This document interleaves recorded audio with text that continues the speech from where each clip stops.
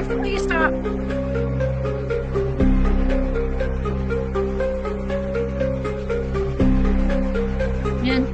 Okay, I'm live. Well, good evening, everybody.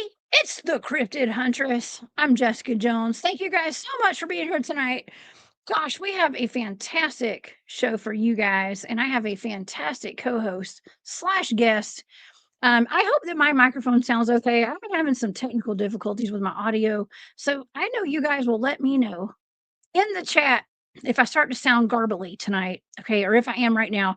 Just let me know, okay, and I will try to fix it. Okay, so but anyways, thank you guys so much for being here tonight. We are going to be going over the Defiance, Ohio werewolves tonight, and I mean werewolves because I think there's more than one, and this goes back to 1972.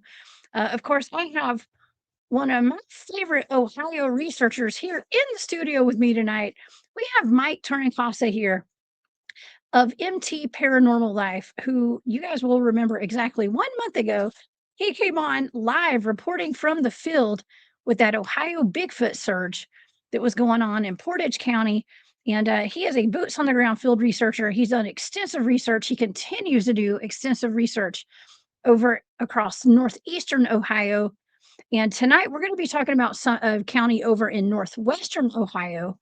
And so you guys buckle up. This is going to be a great one. There's multiple reports out of there. And my remote viewing target was actually one from, it was an encounter that happened in 1972. I know the thumbnail is quite interesting. It's a good looking werewolf with some muscles with his ripped jeans on. I know AI did not give me the ripped jeans I was looking for, but they're fashionable, y'all. Okay. So, but anyways, we're going to be taking a deep dive into that case out of 1972 in the railroad yard, and we're going to get into some more of these cases. We're going to get into what is behind these dogman reports, these dogman sightings, and if these are dogmen or werewolves. And we're going to talk about the Bigfoots and other stuff as well. So y'all go grab a drink, grab some snacks, and join me in about another minute. I'm going to pull Mike up. But I want to invite everyone that's watching tonight to please come out. If you're in the West Georgia area, especially, please come out to the West Georgia Bigfoot Town Hall. We're having that on Saturday over at McIntosh Reserve. That is in Whitesburg, Georgia. If you are available, come see us. It's going to be amazing. I have a ton of friends of mine are going to be showing up for that. We have some researchers, some of my fellow researchers will be there for that. And I'm actually quite impressed. Hold on. I keep hitting the wrong buttons, y'all. I am just overwhelmed with the support that we're getting for this event on Saturday. You'll recognize some of these people. I'll tell you guys after the event because I gotta wait till everybody shows up to report who else coming. But we're gonna have a star cast of people coming out there to speak about their experiences out in Georgia and around Alabama. And I can't remember. Oh yeah, North Carolina. I got some of my North Carolina friends coming as well. So y'all, please come and see us. And I will be here Saturday night live with Barton Nunley and his wife Tish. So please come back and see us, and I will report about the event Saturday night when y'all see me there. Okay. All right. Well, I'm holding this little cord in my microphone so tight. Y'all, please let me know if the audio gets bad. Okay. Thank you so much. Okay. Also, if you'd like to get more information on that event, please go over to my website. You can get tickets. Only adults are buying tickets for this. The kids are all free. Go to the cryptidhuntress.com and get your tickets at georgiabigfoottownhall.com. And I can't wait to see y'all there. Of course, all the data for tonight's target is on my Patreon, and I'm smiling because some of the data is a little risque, and I'm not going to say it all live on air. It's just not appropriate. Okay. So if you want to see that data, please go over to my website or to my Patreon, and you guys can become a member. And thank you to all the support from you guys. And also, I have a shop. It's called War Woman Goods. Okay. And thank you guys so much for all your support. Okay. All right. So I guess my volume does sound kind of bad. Okay. But anyways, I'll fix that in just a second, y'all. Hold on one moment, okay?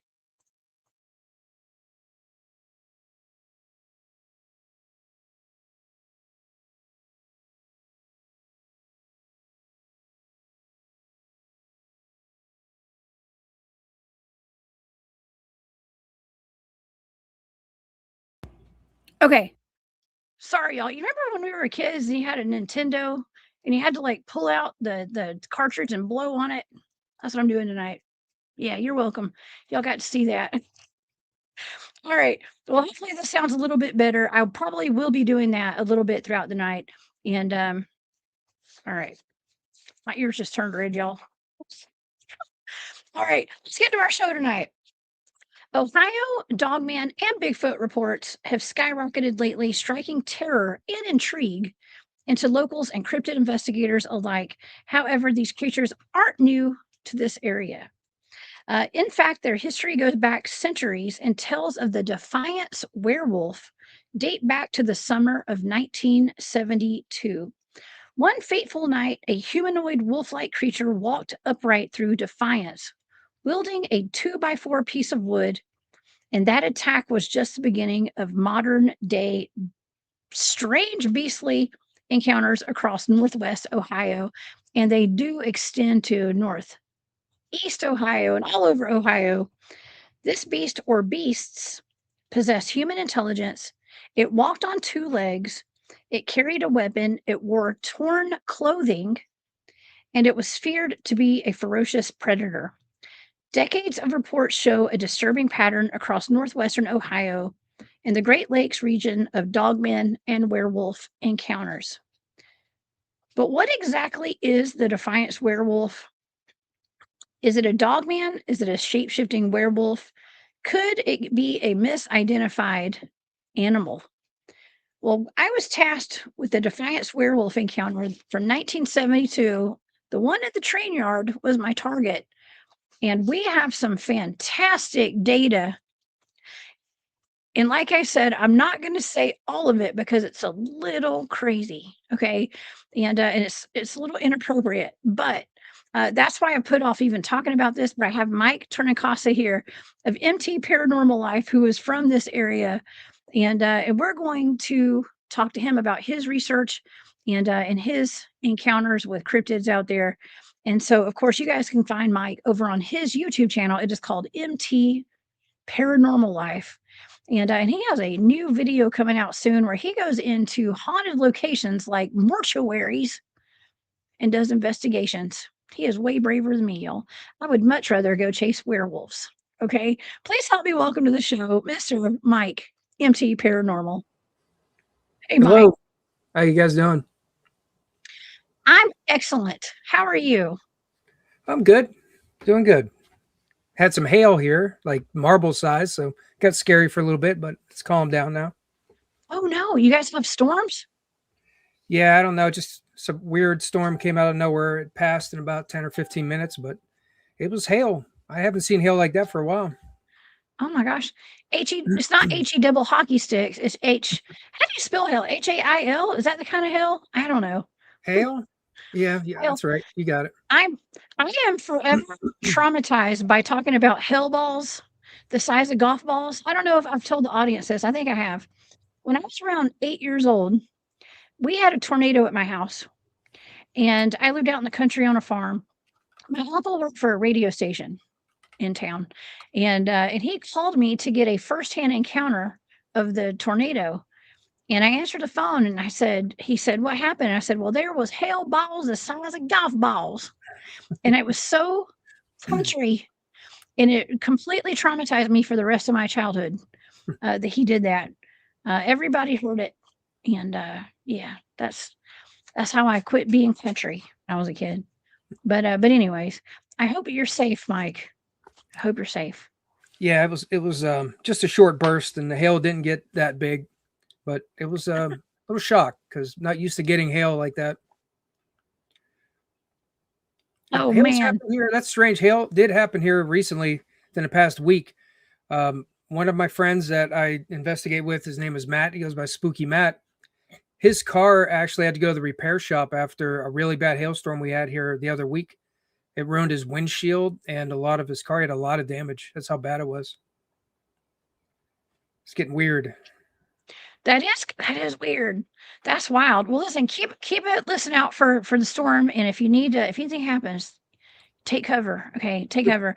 Tonight we're going to be taking cover when it comes to these werewolves and stuff. I don't know about you, but like I am perplexed by the amount of cryptid activity out of the state that you live in, from the Defiance Werewolf to all these Bigfoot surges that are going on over in Portage County. You know, the last time we saw you, you reported live from Portage County in the field, and you were out there during that Bigfoot surge. Did you find stuff? I know that we heard a big howl during your investigation. Yeah. That night we got some weird vocals and some higher than normal EMF was constant pretty much everywhere around.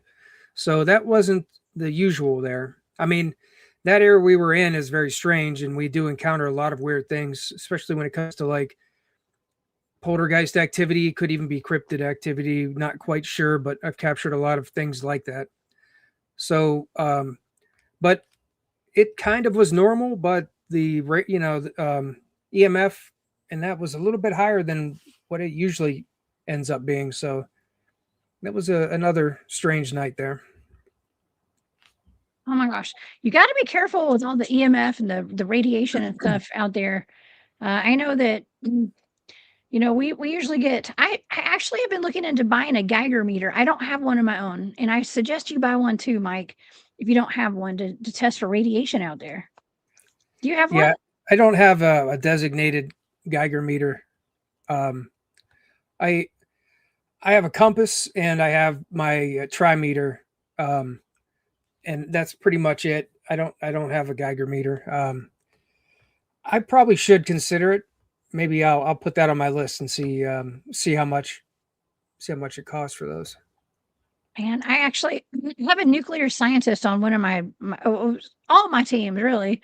Don, shout out to Don Tart. He literally goes underneath nuclear reactors and stuff and repairs them. So, it's wild. He is constantly radioactive, always. And but he gave me some good information on some good leads to go find some Geiger meters this past week. So I'll send you some links. Okay. They're affordable too. You can get one under $100 usually. Okay. But oh yeah.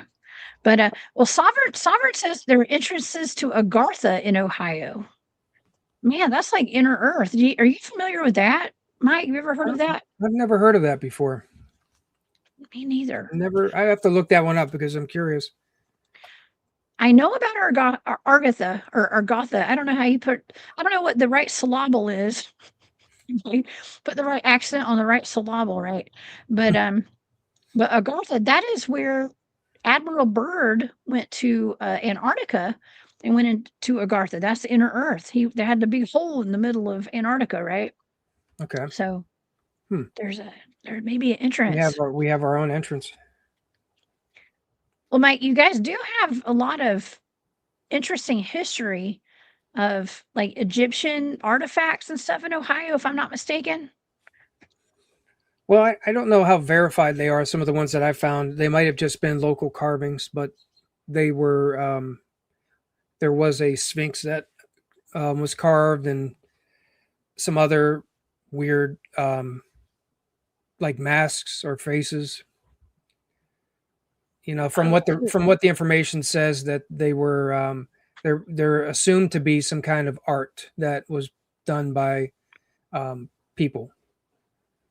Oh, like recently, somewhat recent. Oh, recent. Yeah, that's what it says, but it's still unverified. I'm not sure. It's kind of just speculation about it.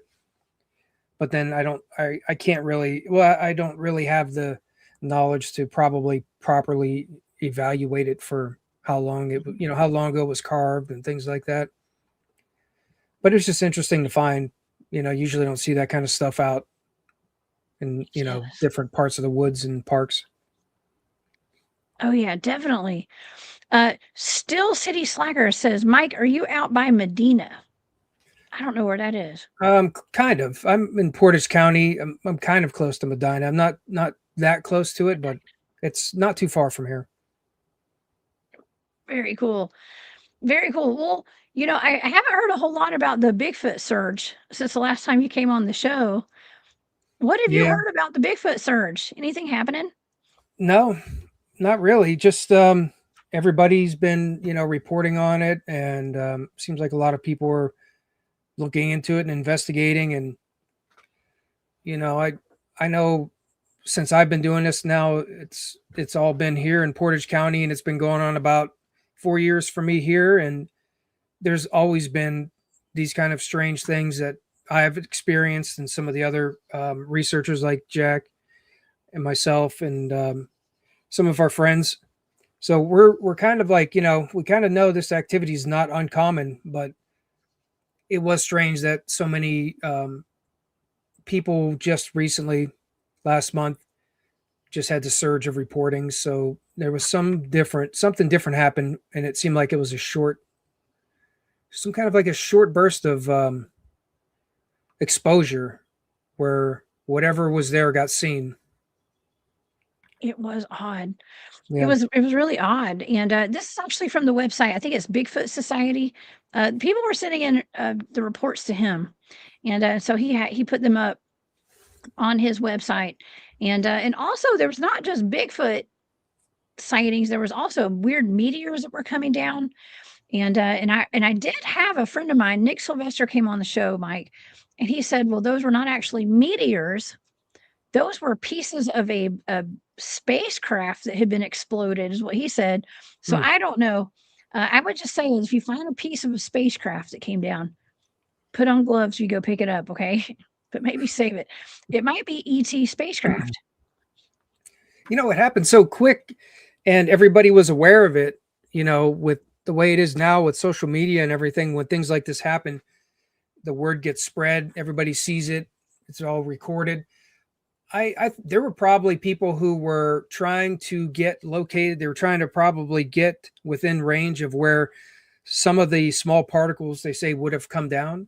I wouldn't be surprised if it's kind of like, the hype of when people used to wait for certain things at stores and they were all like waiting.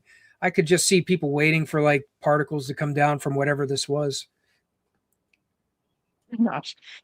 Yes, it's I don't know. We're seeing so much wild stuff going on right now. Like actually yesterday I covered scientists and disclosure advocates who have been going either missing or dying. We even talked about the whole David Wilcox incident where he's, took his life uh, a couple of days ago, and just very, very strange things are going on right now, and especially in the disclosure community. And I've had a lot of people reach out to me worried about me even talking about the stuff that we talk about, Mike, and Hmm.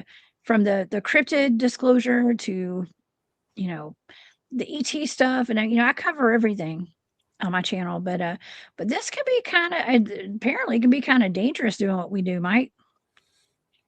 Yeah, I think most people who are serious about doing research or investigating or just experiencing these kind of things, whatever your focus is, I think you should. If you don't, I'm pretty sure everybody does. They assume some kind of a risk, and you see it on meters. You see EMF levels messing around, and those still haven't been really classified as harmful. EMF, the milligauss ratings. From what I read, they haven't actually been. There isn't a level that's been classified as harmful, so they're still not quite sure about it. But some levels can, they can mess with your brain waves a little bit. Hmm. So I think most people know that you might encounter something that's going to affect you, and you kind of have to assume that. And if the risk seems kind of high, you got to mitigate it. Then you might want to reduce your exposure or not do it at all anymore if you're, Hmm. concerned about it. Oh yeah, my team's actually one of my teams got together to have a meeting to decide if we even wanted to continue our research because two of our teammates have passed away, and we kind of suspected that it might have something to do with the radiation and the portals and stuff out there that we have documented out in the field. So Yep. Like that that could be portal great. over here in Portage County, the one that Mhm. when Jack, the cameraman, and I were at Cuyahoga Forest, and Jack caught a portal that was up above me, Yeah. and that his thermal was picking up over 1,000 degrees maxed out. So, those are just some of the things that I've, when I found out, when I've seen those details and I realized, whatever that is, and you see numbers like that, there's some things, stuff that's doesn't feel that safe when you think about it. I Like think what kind of effects could be around some kind of a thermal image that reaches that temperature that's expanding and contracting up in the air above you. Mhm. Like, what is that? Is there health effects that could come from that? I had these questions. Jack and I both had some effects from that too. Like the next day or two, Jack actually went to the hospital for some issues, and I had some kind of just minor things. I don't know if it was just illness, if it was related, but the timing seems strange. ooh, could be radiation poisoning, Yeah, unfortunately. I think Jack had something like that. He actually got checked for, and I think if I remember right, there was some kind of hint of radiation involving in his illness. Oh my gosh. We got to be careful with that for sure. Got to be careful with that, man. All right.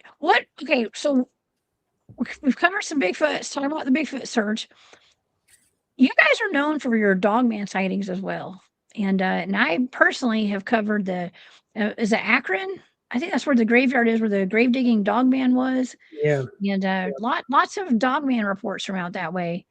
And they go back, honestly, they go back centuries. Okay. But the modern day sightings go back to one of the main ones was in 1972. And that's what we're going to cover today are the more modern day sightings, I guess, of what people were calling a werewolf. Now, they were very specific about it being a werewolf and not a dogman, Mike. And I'm going to yeah, tell you why. There's a lot of reasons why, but one of the reasons is it was wearing clothes. yeah. When I heard the story about the Dogmen sightings and what happened to the guys at the railroad in Defiance, and when I heard about the sighting and how he had partial clothes on, I was thinking like, and he had it with some kind of a 2x4 or something. Jokingly, I was thinking back to like WWF, like Hacksaw Jim Duggan, with the Yes. shredded Oh, clothes yeah. and the 2x4, and I'm like, this seems so weird. It's almost like some kind of like some kind of wrestling thing. Like he gets hit in the shoulder with this 2x4 from this wolf man that's in kind of partial clothes with the jorts on, like you showed him in the thumbnail.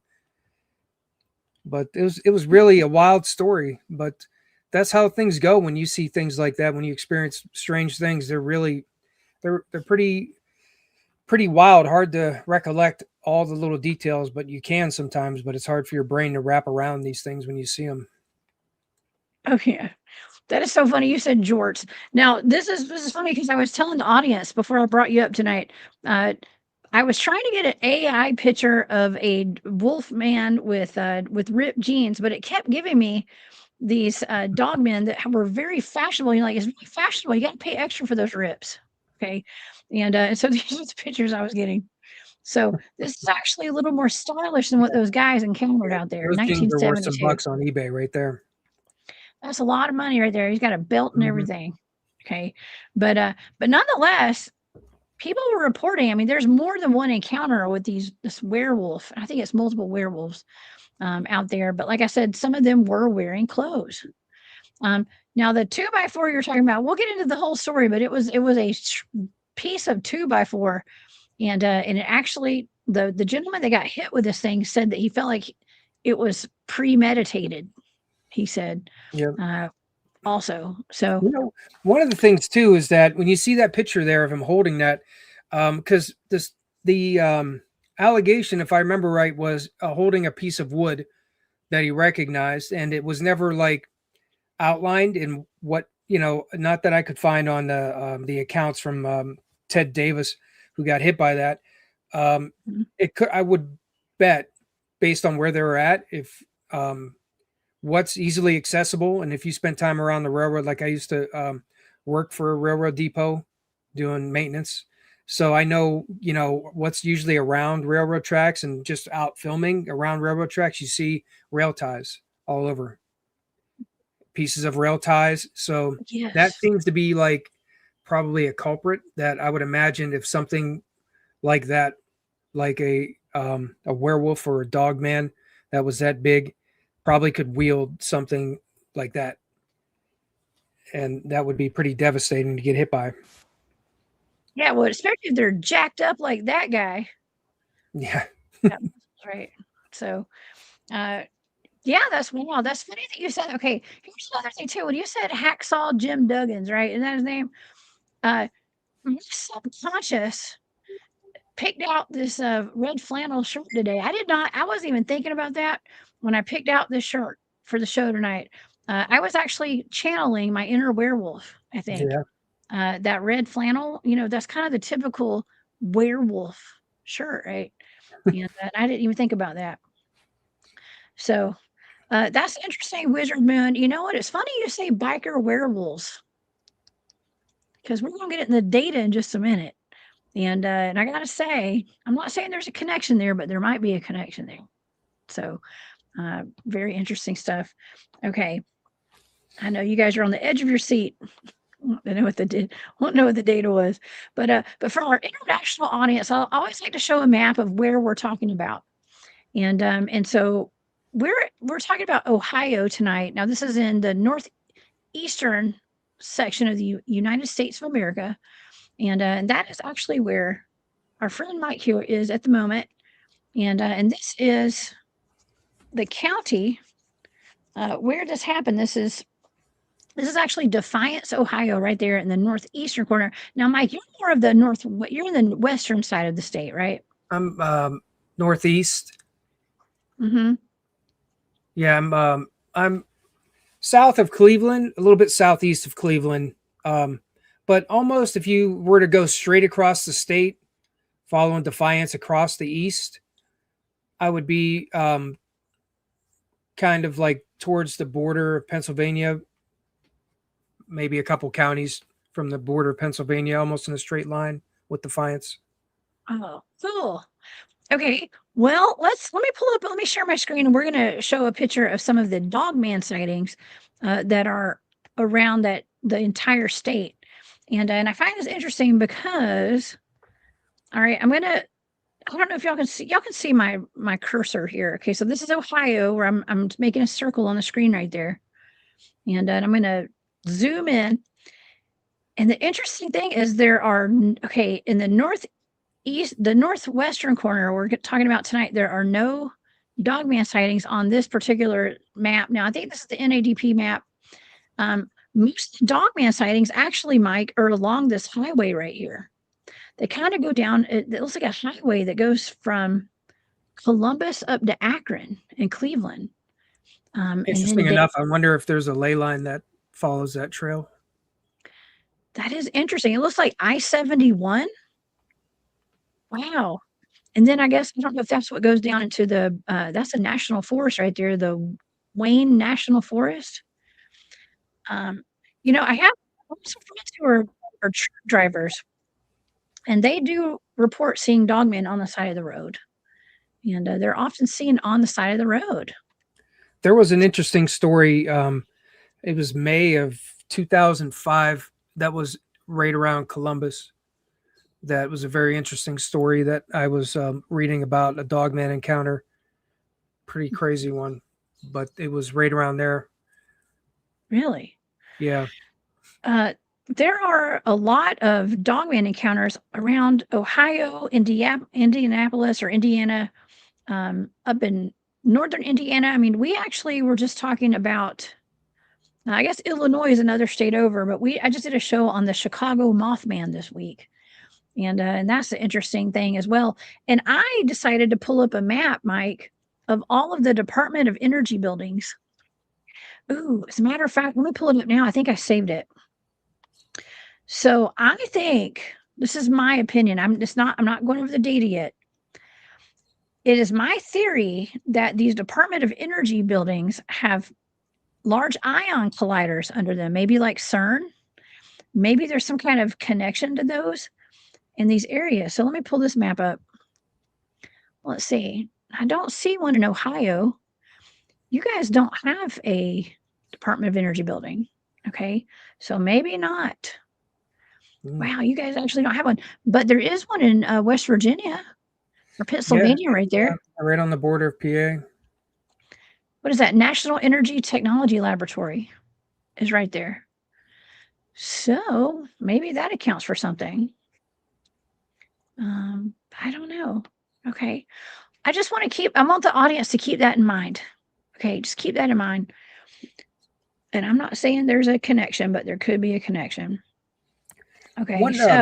One detail I thought was really interesting, and I don't know, when it came to your data and when you viewed back into Defiance for this encounter, there was something that was kind of very specific from these two guys when they both seen it after Ted got hit with the piece of wood. Then he had his friend that Tom Jones. They both he asked them to be with him when he was working next to witness anything because he was apparently still like totally terrified of the encounter. And they seen it, and they had this one really interesting detail that they said that it was moving like a crab. And I thought that was very strange, a weird detail. Said that it moved, it shuffled sideways. Like a It was crab. moving sideways like a crab. And I thought that was so weird, such a weird detail. What was the purpose of it? Why would it be doing that? Well, do you know what that sounds like? It sounds like a crab, a spider walk that the Bigfoots do. They do a spider crawl, but also I don't know. I don't know because these are supposed to be werewolves and dogmen. So that is very interesting. Yeah, maybe, kind of like it was moving, didn't want to move completely backwards, so it didn't take its eyes off you, but moved quicker sideways than backwards, right? Maybe something like that. So it could still watch them and still have some mobility and not be going completely backwards. Oh my gosh. You know what's wild is that I spent last about 2 weekends ago at the Land Between the Lakes in Kentucky. And my friend Matt and everybody else had gone to bed, and he and I were up around 2 o'clock in the morning, sitting around the campfire, and we got ambushed by some cryptids out there. And I don't know if it was Bigfoot. We don't know if it was Dogman. We don't know what it was because they were not showing up in our night vision at all. And I thought that was weird. But as soon as they came down and they started charging at us, I did this weird sidestep over to my vehicle to go get my, let's just say I went to go get my night vision. I had to go get something. Okay. And so I went to go get my night vision and I did like a little weird crawl. I mean, not a crawl, but like I ran backwards and sideways so that I didn't have my back to those things, Right. so I understand it's a tactical move, right? Tactical. So I don't spider crawl though. That would probably blow my knees out if I try to do that today. So, but anyways, okay. Let's see. Okay, well, let's get into the story behind this. Now, is my microphone really bad right now, Mike? Is it sounding rough? I mean, it seems all right. Is it okay right now? It catches a couple spots sometimes from here or Okay. there, but it's seems pretty good mostly. All right. Well, I apologize, y'all. If my microphone gets bad, tell me, and I will take the cord out and I'll blow on it. Okay, so that's what I had to do a while ago. But anyways, all right, let's get into the story, y'all. Okay, so on July 25th, 1972, Ted Davis. Okay, this is a true story, y'all. Ted Davis, a railroad worker, was on the Norfolk and Western train lines, and he noticed something strange. He saw two huge, hairy paws on the ground in front of him. And he was kind of scared, a little confused. He raised his eyes. He saw about a 6-foot tall dog man. I mean, he described it as looking like a werewolf, but it was hunched over and it was holding a 2x4 piece of lumber. And before he had a moment to even understand what he was looking at, he got hit by that 2x4 on the shoulder, and the thing ran off after it hit him. Now, the attack was totally out of the blue, but he felt like it might have been pre-planned. Okay, like so whatever this was had been watching him, and because it did bring a weapon, he said. But it's interesting because, like you said, there are railroad ties around there, and pieces of wood sitting around. So, just a few days later, Ted and his colleague, his name was Tom Jones, they were back working on July the 30th. They both witnessed the return of this creature. They said it was at a safe distance. It was prowling around in the bushes. The werewolf creature was startled and ran away when they saw that they noticed him. And the men decided to file a police report in hopes that the warnings of this creature could be spread. So they'd let the community know about it. And the police decided to start an investigation. Now, Chief Donald Breckler said to the news media, this is a quote, "We don't know what to think. We didn't release it to the worldwide news when we got the first report about a week ago, but now we're taking it seriously. We're concerned about the safety of our people." Okay. And a third sighting occurred, and but it was at a grocery store. A grocery store employee was actually driving home from a late shift when he saw a large dog-like creature matching the descriptions that those men had seen, and it was running in front of his car. And that's wild because, I just mentioned that a lot of truck drivers and people on the road see these dogmen, and that map shows most of the sightings are along that interstate, which is wild. Okay. So the town began to panic at that point, and several newspapers, including the Toledo Blade and the Defiance Crescent News, covered the strange sightings. It was agreed that the werewolf was large, at least 6 feet tall, humanoid, and in some way, it was also reported to be bipedal but severely hunched over. And the newspapers reported that none of the events happened during a full moon. People were weirded out by that for some reason. The And werewolf superstition, right? yes, it wasn't wearing a red flannel shirt like mine. And but it did have, you said jorts. That's so funny. Well, I'm going to the 70s, the jorts The kind of jorts. carried on for 20 years and then faded I've out. got jorts. Okay, I've got jorts. My dad, I got a picture of my dad wearing jorts, short ones, when he was in the 70s. Yep, same. It's my good blackmail. Okay, I'm just kidding. Love you, Dad. Okay. But more reports of potential werewolf sightings came flooding in. Okay. And it's been in my experience, Mike, that when something is reported like a werewolf, like everything becomes a werewolf. And all the townspeople think that everything they see is a werewolf. Okay. So, or a Bigfoot. So they said they got a bunch of calls in, and for a few weeks, everybody was on high alert. And then by the end of the summer, the reports quit coming in of the Defiance Werewolf.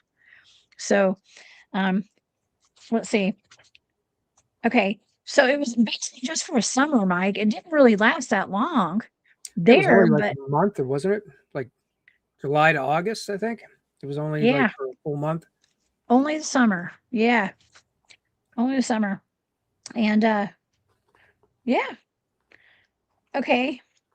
Witness accounts. I guess the media was kind of hyping it up a little bit as well. And I do have some newspaper clippings. Let's show those to the audience tonight. I have a bunch of newspaper clippings actually, and I will try to read this. Let me try to read this from my computer over here, so I can see it better. Um, I'll just blow it up over here. Okay, it says creature believed to be human in disguise. Oh man, that is wild. Look, it's hard for people to believe that werewolves are real.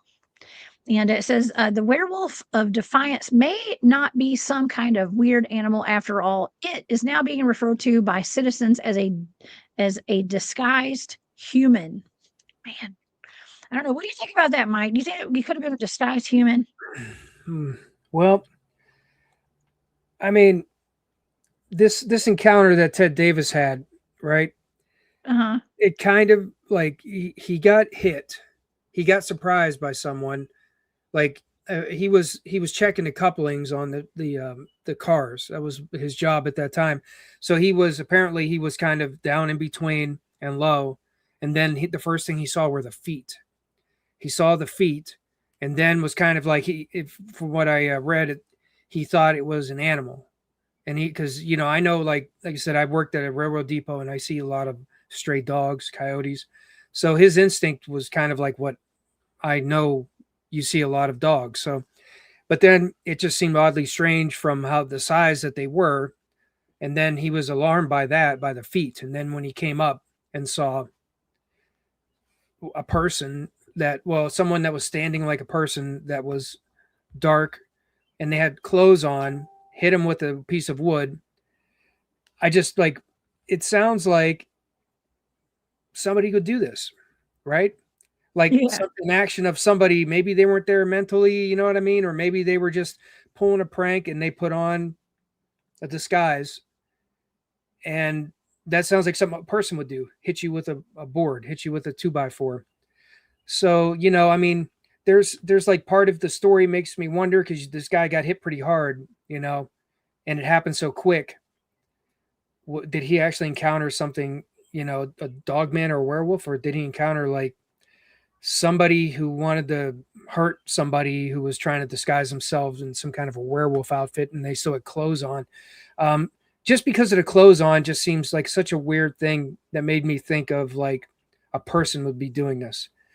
But, I didn't see it. Mm-hmm. And their encounter of seeing it in the woods after, like, when he had his friend Tom Jones meet with him, and they seen something again, and they kept referring to it as a creature. And that seemed to be the account that most of the people said, like the guy who was driving the grocer on his way home, who said he saw it, and they referred to it as a creature. And the police made a note of that because they said that most of the time, if the theory was this was a person disguised in an outfit, people would say, yeah, I seen somebody in a costume, because this is 1972. I mean, what kind of high-end outfits would make you really look like an actual creature and not just a person wearing a mask, right? So that was one thing that the police department was pretty adamant about, was that it was strange that people kept saying they seen a creature and not I seen a person in a costume. Because if it was a person in a costume, that's probably would have been noticed as a person in a costume, right? Mm-hmm. That's right. I'm kind of on the ropes about it myself, about like, could it have been somebody that hit him and he, doesn't remember the full details of it, and it was somebody who just, for some reason, put on a costume to hit somebody.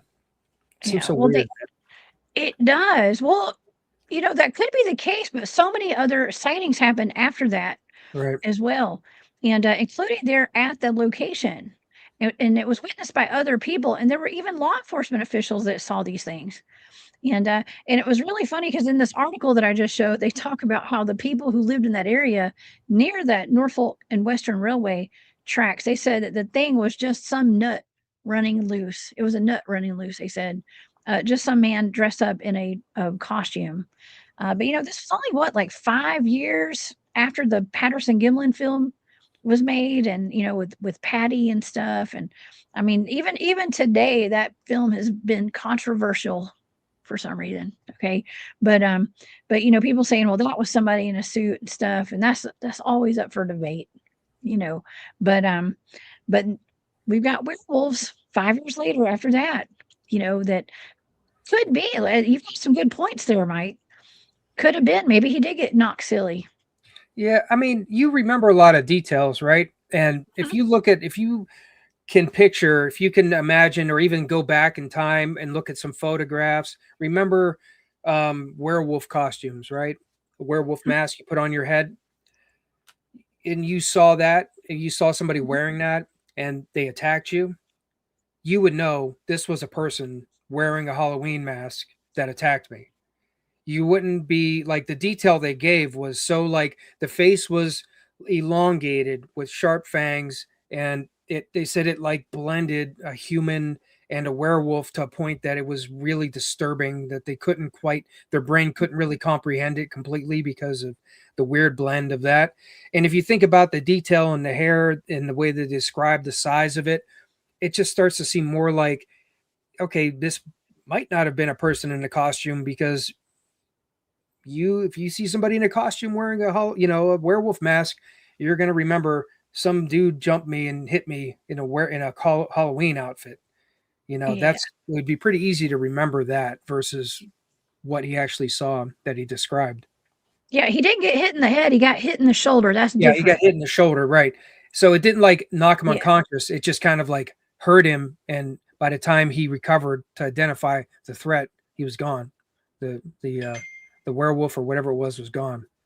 So you know how I can tell people who have been hit in the head versus getting hit in the shoulder? Because we know. We know the difference. You'll get knocked silly if you get hit in the head, but you hit in the shoulder. Take it from a girl who played rugby, y'all. I know. Okay. But anyways, we've got some more. We have a lot of newspaper articles actually. Let me take comment down. Toledo. How do you say that? Toledo. Toledoan.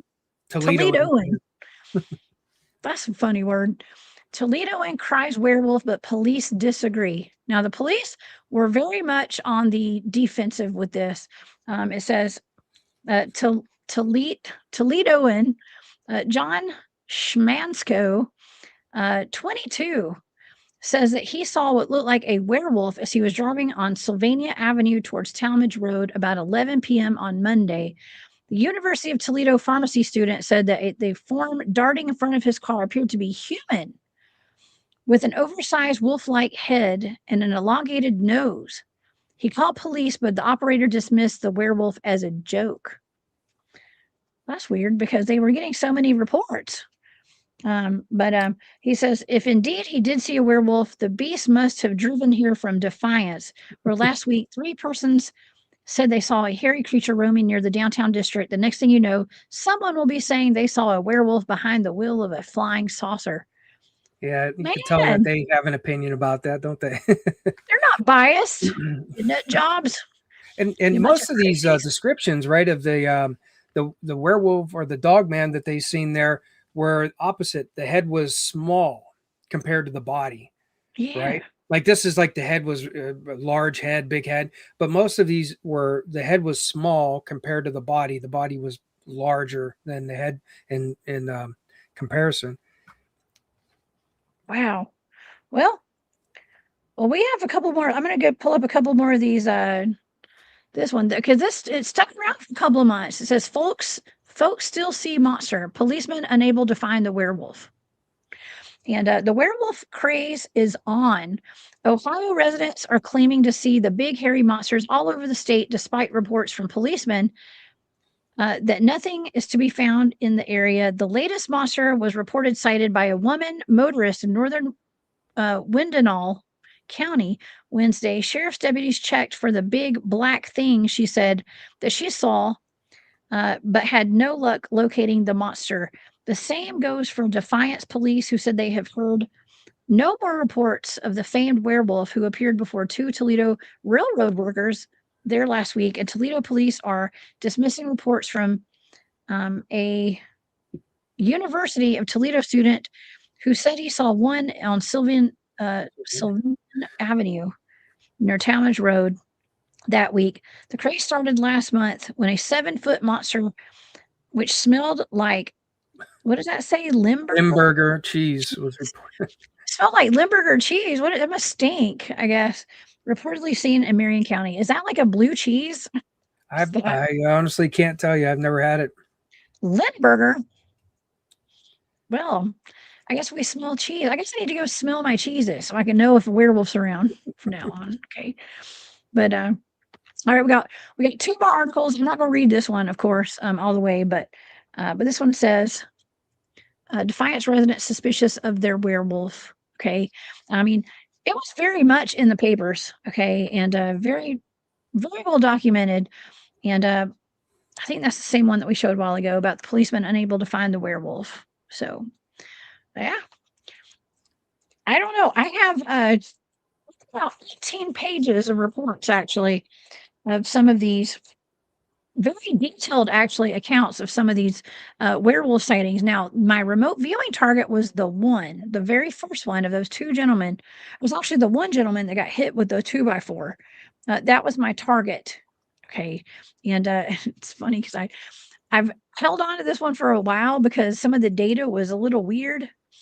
And it does involve, we're going to say it involves secret societies, I guess. And I'll give y'all clues as to what it is. But I just don't want to say it. I don't want anything to happen to my channel. Okay. So, but anyways, something else that I found interesting is that some of the reports of these werewolves were in a place called Paulding County. Now, we've had werewolf reports and werewolf sightings, dogman sightings in Paulding County, Georgia, as well. So I thought that was really interesting. I've done it remote viewing targets. I've gone out and investigated them myself. Multiple dogman werewolf reports out of Paulding County, Georgia. So I don't know if there's a connection there. Probably not. It's a weird coincidence. It is a weird coincidence. Okay. Well, let's just get to this. We'll just get to this target. Okay. Let's go get into some of the data because I think the audience is going to like this one tonight. And I thought it was important to cover this because of all the surge in the high strangeness that y'all are having in Ohio right now. And maybe this could be one of the explanations for it. Okay. All right. And so let's see here. You don't have a Department of Energy building in your state, but you got one close by. Okay. All right. So for the incident that happened on let's see, what was the date of that? July 25th. Yes. Yeah, it was July the 25th, 1972. Let's just go straight into the data for this. All right. Is my microphone okay? Am I sounding gurgled? You sound good. Sound okay? Okay. Thank you. All right. Okay. For this target, man, let's get into it. Okay. Some of the sensory data that I got for the Defiance Werewolf. The first things I wrote down were poly, mini, fast, dark, speedy, shadowy, sleepy, magical, floating, and reluctant. Okay, that was my sensory data. Now, for my analytic overlay, that is me making sense of what I'm sensing. Okay. I was picking up on clumps and groups and multiples. And I wrote family, related, hidden in the shadows, arcana, magic and dark magician, underground and secret society. I was picking up on occult rituals, a program that was terminated. I wrote program terminated, reluctantly, and severe consequences. Okay, that's my first page of data. Actually, for this, I have 3 pages of data, and I find that really interesting because we're looking into a werewolf, and I'm picking up on occult practices, magic, a program that was terminated, too, multiples. In my opinion, I'm just going to say, just from the first page of data, I would say that I would assume that there's more than one of these. Okay, there's more than one. There's family groups of them, or a family. And I don't know if there's some kind of like secret society that is in trouble. We're going to get into, we get more data. Okay. But right off the bat, Mike, I'm thinking there's some kind of maybe occult ritual stuff where people are changing into werewolves, maybe. I don't know. What do you think? Do you guys have occult activity out there in Ohio? Not that I have ever looked into or know of, specifically. So there might be more than I realize, or, I really don't know for sure.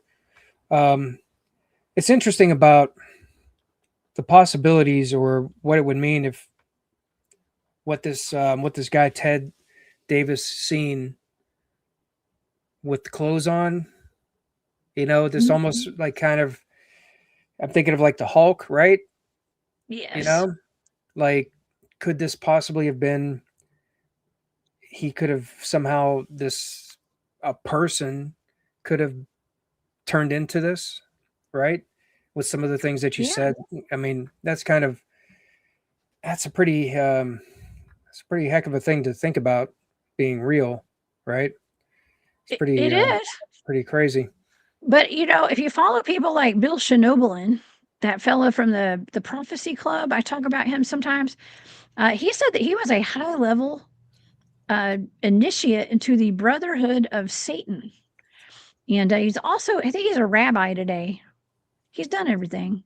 Okay. But he was kind of a whistleblower talking about how, in order to be in the Brotherhood of Satan, to be a high priest in that cult, basically you have to be a Catholic priest, is what he said, and stuff like this. You got to know the religion side of it, the Christianity side, I guess, and then you can become a priest of the Brotherhood, as they say, and once you hit the upper echelon, you get into the higher levels of the Brotherhood. You can choose to become a vampire, or you can choose to become a werewolf. And he went over multiple cases of shapeshifting, and cases of people who were able to shapeshift into werewolves. And he said he chose to be a vampire. But I mean, horrific cases of men that were, I mean, let's just say they were ravaging. Is that the word? Like their wives and stuff. I mean, it's just really wild if you go back and check his testimony out when it comes to this. But apparently there's, I'm going to say, secret societies, I guess, like that they practice, allegedly. Yeah, I don't know. could that be some kind of an actual real, or you could say proof of something like that happened right underneath the scenes and nobody really was aware of it, right? Yes. Everybody thinks it's somebody in a costume because of them wearing clothes, but the description, the description seems like somebody, if they were really wearing a mask, they would have known. They would have been able to identify what they seen as a person in a costume.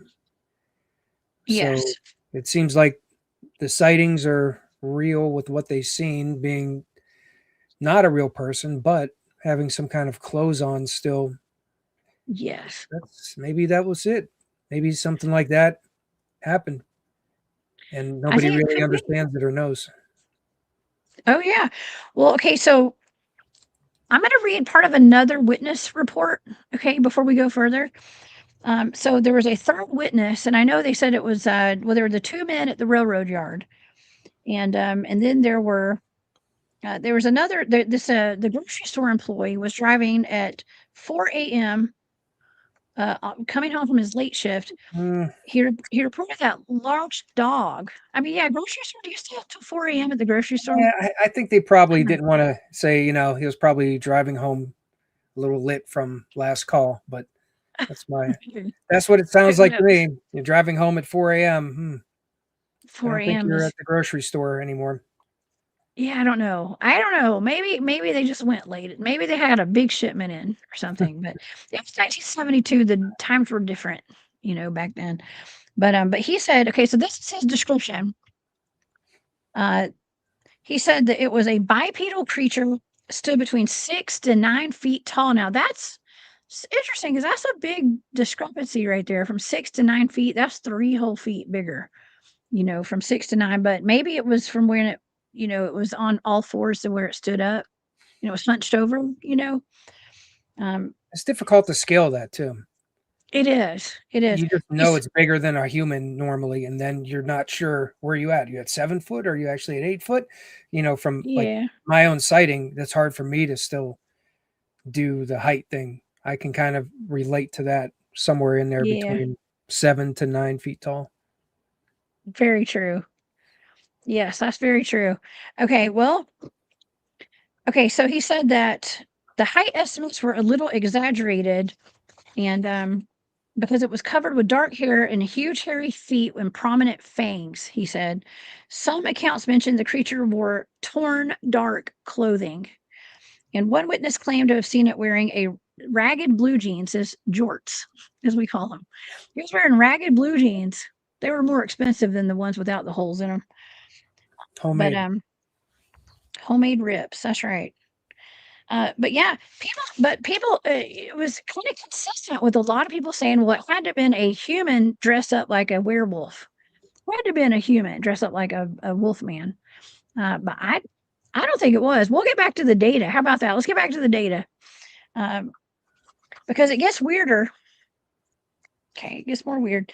Oh, I did want to cover the severe consequences too, which I thought was interesting in my data. It says program terminated and severe consequences right after that, and I find that interesting because we talk about these dogman breeding programs. Hey, Barton, talk about these dogman breeding programs and stuff. And I know this is werewolves. It's a little different, but eyewitnesses or whistleblowers claim that there are werewolves in those programs as well. Okay. Werewolf breeding programs that have been going on since the 1950s. Now, Mike, this was in 1972. So it is possible that this could have been some part of one of those werewolf programs, maybe. Yeah, the data sounds like it. It does. And the eyewitness accounts seem to suggest this was maybe somebody who was just a regular person at one time wearing their clothes, and then They switched. they hawked out. They did. Okay, so let's get into this. This is where it gets really dark. Okay, it gets really dark. And I was picking up on something that was dirty. I was feeling like it was just nasty. The feeling that I was getting was almost demonic. And I'm going to tell you some of the words I wrote down: dirty, gross, violated, use and abuse, slave driven, musky, dingy, gross. I wrote dirty deeds, dirty deals, skanky.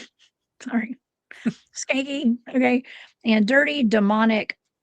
I was smelling like a sulfur smell, like sulfuric. Limburger cheese. Lindbergh cheese. That's probably what Lindbergh cheese is. Remind me to never eat that, even though I like blue cheese. But I was smelling something that was quite demonic, and I was picking up on magic, and I actually wrote down sex magic, which is weird. Okay, so that was actually in my data. I wrote that down. That was part of my data. And I also picked up. I was picking up on being in an enclosed space, like a cave or something, like underground. So I felt like I was almost like the data so far. I'm encountering rituals in a cave somewhere. That's kind of what I was feeling like when I was remote viewing that. All right, so let's go to the third page. And ooh, uncivilized. Wait, hold on. What's up, Gary? Uncivil engineer. Hey, says musky is another reported scent. And Larry Joe, what's up, Larry Joe? Larry says Limburger is demonic. Is that the cheese? Really? Is cheese demonic? I don't know. I gotta look this up, y'all. Sorry. That's wild. Maybe Okay. that's how they think of it. Yeah. It is sulfuric. Okay. All right. Hey, Margaret. All right. So, and I came back. Okay. The last page of my data, I wrote down groups, teams, connected, Freemasons it was in my data, actually. I wrote secret groups, rituals, and death rituals. I actually wrote down canine shapeshifter in my data as well. Canine shapeshifter, grand wizard. And this is the part that I was very uncomfortable about because I did not, I hadn't done this target, but you can imagine when I wrote that grand wizard, it was tied to what I was seeing was like a supremacy group. If you know what I mean? Unfortunately. And I wrote down something that's like racist. Racist, sexist, and classist is what I wrote down. And I was picking up on blood and then sacrifices. And so this is very dark target. And when I picked up on all that, I closed the target down. The session ended right there. But there's definitely something, I'm going to say demonic, I guess, and ritualistic. And it all roads point to a werewolf, I guess.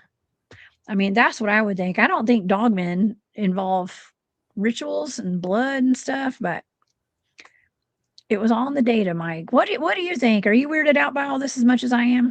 I'm trying to like, I don't know. I'm trying to imagine it. And what I'm getting, listen, I'm just listening to your data and I'm kind of like putting it together, and I see like the effect or the outcome of the dark things that you seen was this scared person who escaped from some kind of place where he was made, right? And he's out, he's scared, he doesn't know who's who to trust, who's what. And so the reaction when somebody's coming towards you, maybe it's preemptive, like he just took action, or maybe it's reactive to hurt this person because he's threatened because of what seems like this whole scenario of what happened to him, people doing this to him or her, whoever it was, right? Ooh. So maybe this was like on the run, like it's on the run from, it escaped, it's on the run. Yeah. Somehow it got close to this person and reacted in a way, being defensive, because it seemed like it had the upper hand to harm this person. The Tom, it had the upper hand to harm him, right? It To did. really harm him, if its intent was to, cause him serious harm, to kill him. So Yeah. it was scared, and it's scared because of all those things were part of and that put him in the state he's in, from some environment of some Wow. captive, right? Some kind of captive environment where it turned him into whatever, turned him into it. Well, you know what they say about werewolves is there are different ways you can be a werewolf. And one of them is through bloodlines.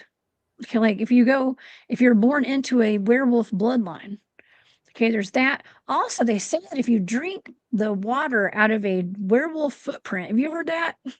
This is kind of No, weird. But if you drink from the werewolf truck line, I guess, you can turn into one. But also, I guess if you get bitten by one, it's kind of like maybe if you get attacked by one, you become one. But my data would suggest it's something very ritualistic. I mean, I would compare it more to like a skinwalker, actually. That's what I think. It may not be like a Native American ceremony like for that, but it's something like that. Um, Especially if it's some sort of secret society that's doing it. I mean, who's to say it wasn't the Brotherhood of Satan? Like our good, I'm not gonna say our good buddy because I never met him, but I talk about him all the time. Bill Schnoebelen talks about.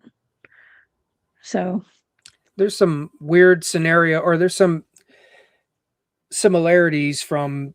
Did you ever hear of the Wendigo story from Helltown, which is really close here to where I'm at in Ohio, about the Wendigo? no, tell me about it.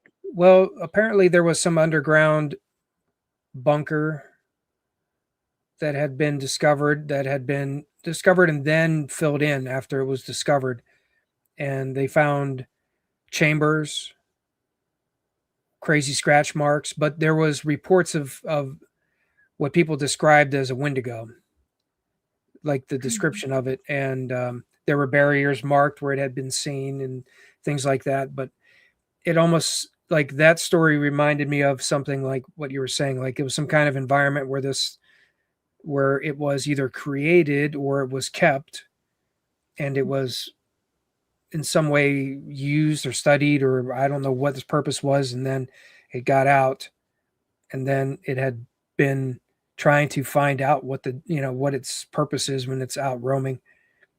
And the locals used to sacrifice goats to it. They used to give it goats and things to eat, and they started marking barriers to know the territory where it's at. Really? But it's it said it was a Wendigo. The big W. Yeah, and it was over in the old Boston Village, which got taken over for eminent domain in, I think it was 1974, believe it or not. No I think it was way. 1974. Somewhere in I can't remember the date, but it was like the mid 70s, and the government forced everybody out for forest conservation. Oh And man. their whole city, now there's a whole lot of like controversial kind of topics as to why they really took the area, because the town Wow. stayed erected for so long. Like they never actually removed it and planted the trees. They just kind of left it after they forced everybody out. They said they were trying to hide some things there, but so it's a big story. It's a lot of information about it. It goes way back into when the area was first founded by a German settlement, and back even before that to natives and the Wendigo. Oh my gosh. That sounds very familiar. We've got my buddy Martin, wait, we got Barton Nunley in here. I said Martin. Barton's in here. Barton SEX. There's some words I just don't say on my channel, y'all. I don't know why. I don't say it in real life usually either. But that and blood are the main ingredients to something. Well, sister, do you know what? No, I don't know. Probably some kind of voodoo stuff, for all I know. Some kind of weird concoction there. And I don't know if I want to know Barton. Okay, Barton's going to be my guest on Saturday night, y'all. Him and Tish will be here, so y'all better come back and see us on Saturday. But there's power in that when it comes down to the occult. I do know that, and they manifest off of that and they conjure stuff off of that, and so it is very feasible that would be connected to a werewolf, I think. And I was going to say Barton's in here, and I just hung out with him. We went up to the Land Between the Lakes in Kentucky. And I know for a fact there's a lot of ritualistic occult stuff that goes on up there.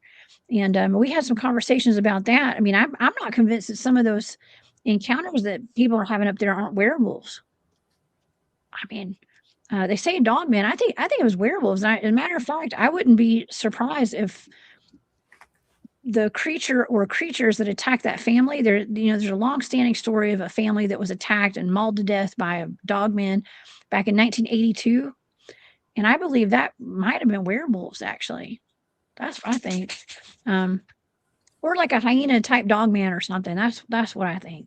While we're on that, I wanted to play that clip from the live stream I had last month with the strange vocals, the yelling that I captured, and see what you guys all think about that, because that was, from my guess, they're coyotes, but then I've never ever heard coyotes make such loud noises like this, and I've heard a lot of different things that people say about it. Oh yeah, let's hear it.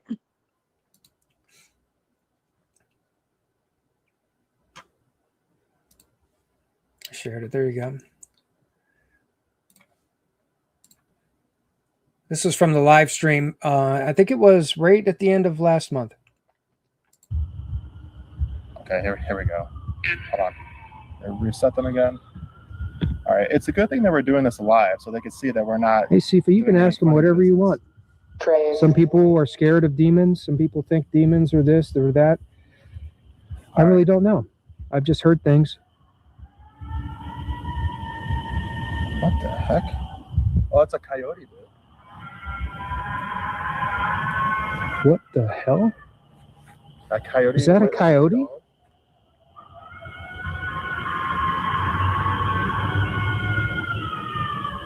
Okay. You guys hearing this? I hear coyotes going.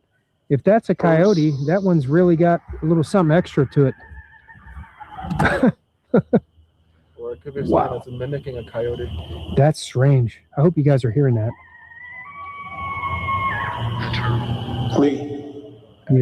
Yeah, I hear coyotes howling back. They're all over here. They sound close. What the hell? Here, let me give you guys some light.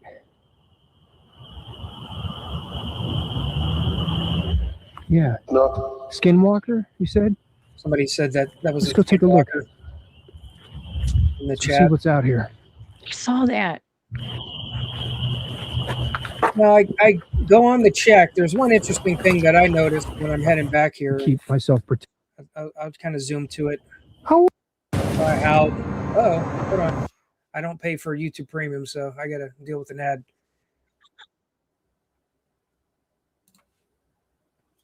All right, let me go ahead and unshare this if I can. The consensus in the chat is that is not a coyote. Most people said that, and for me, I mean, that I'm not sure. I'm leaning more towards not coyote either, but then, you know, I haven't been like studying coyotes to hear every kind of noise they can make in all situations, but I've been around them like almost every time whenever I'm out filming, I'm out in the woods, you know. Is that back on the thing again? Hold on, I thought I removed that. Oh, there we go. Okay. Oh, I'm sorry, I pulled it back up. Oh, no, that's all right. Yeah, but Sorry. after I was walking back there to see something, I saw eye shine that was up really high. And it was kind of strange looking too. So I was kind of a little bit more on guard when I seen that and headed back there. But yeah, I've never heard coyotes yell like that. And I hear them, you know, I hear them a lot all the time. And that's the first time I've ever heard, if that was coyotes, I've never heard them make that kind of sound before. Oh my gosh. We've got everything from most people just say it's not a coyote. Angel said that's a banshee. It could be a banshee. Skinwalkers. We've got, let's see. Dogman? Yeah, I mean, well, I'm looking at Barton's comments. I've got Yeah. several of my friends who are, you know, very much experienced, you know, and live right smack dab in the middle of Dogman country, and they would know. And you can hear coyotes in the background too. You know, a lot of times they kind of disguise themselves within the coyote howls and stuff. And even Bigfoots will do that sometimes. yeah, once the loud howl started, you can hear several coyotes barking and going off, right? Like you could hear them. And even in some of those really loud ones, I think like the third one, right at the beginning, you heard that little pause, almost sounded like a bark. And then it amplified really loud. So still kind of not sure myself.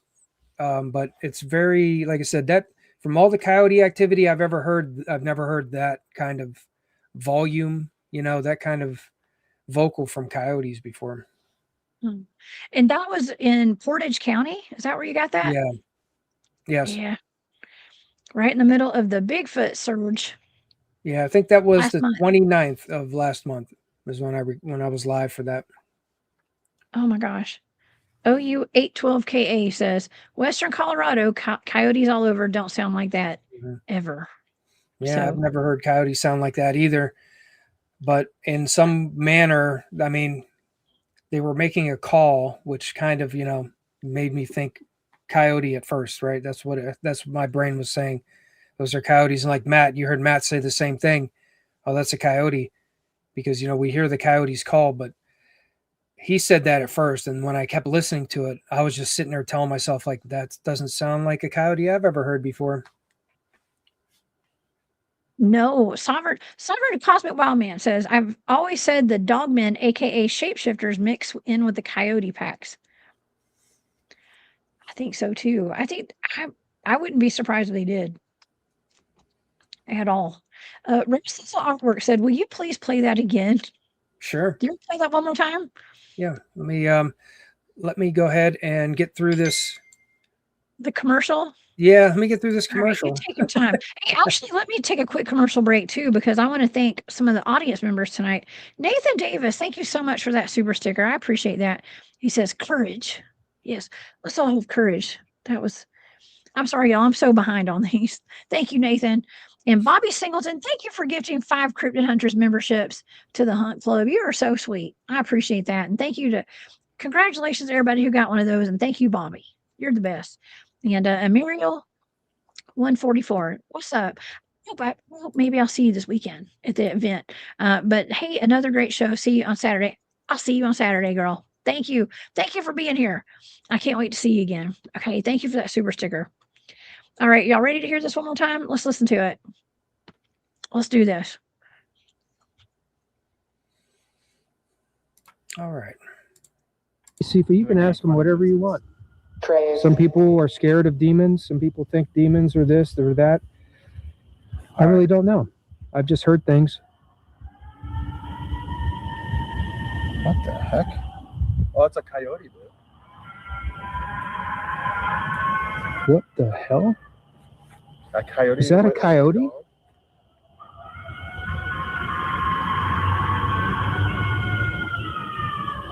Okay. You guys hearing this? I hear coyotes going.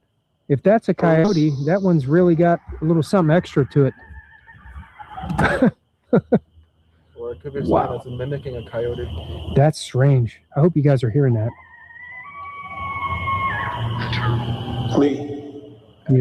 Yeah, I hear coyotes howling back. They're all over here. They sound close. What the hell? Yeah, and that's Here, let when me they give you guys stopped. some It was light. right there.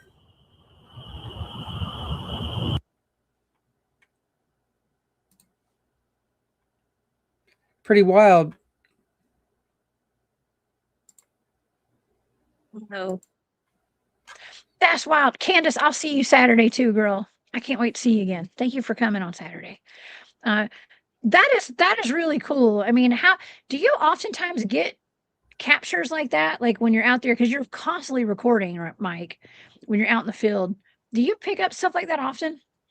I picked up strange audio all the time, whether it's strange frequency audio, which might be some kind of residual EVP or something, or would sound like disembodied voices that seem to echo through from time to time. Things like that, where it's either some kind of animal vocalization or maybe some kind of cryptid. There haven't been too many that were unexplainable. That one's pretty close because, like I said, I think I'm leaning towards not coyote, but then, if somebody really knows coyote vocalization like really well, maybe they could give me a yes or no. I tried finding groups to analyze the audio, but it's actually not that easy.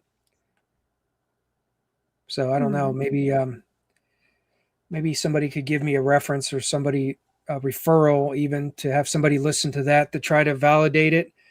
Because I don't trust the AI, because there are some AI ones and you got to pay for them. And then I don't know if it's going to work, if it's going to be able to analyze it or not. They seem kind of like iffy with whether or not they can work. So I'd like for somebody to analyze that clip that knows animal vocalization to give me a an idea if it can be identified. Well, I know people, and I'm on several teams, and we have some audio specialists on my team. So you can send it over to me. We can have my buddies analyze that. And Barton Nunley says, I can send that to my wildlife biologist friend in Tennessee for a more authoritative opinion. If your guest wants, he would know for certain. Yeah, I that'd be think great. that'd be wonderful. Thank you, Barton.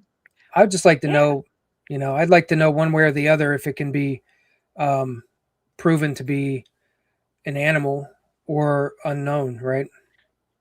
Yes. Yes. I'm sorry. I'm not laughing at what you said. I'm laughing at Carrie. She says, I wonder if cryptids have kidney stones. That sounds like pain. Yeah. Probably stepped on a nail or something. But yeah, I agree with Larry too. It's a great audio catch. That is fantastic. And I mean, you pretty much go out in the woods just as much as you go into haunted houses and stuff, right? And haunted locations. And sometimes the Yeah. woods are haunted, right? Yeah, that's how I first started, was going out in the West Branch, into the woods of West Branch, over the site of where they say this one woman was pressed to death, accused of being a witch. And I started kind of looking for the area of where this happened, and I started recording.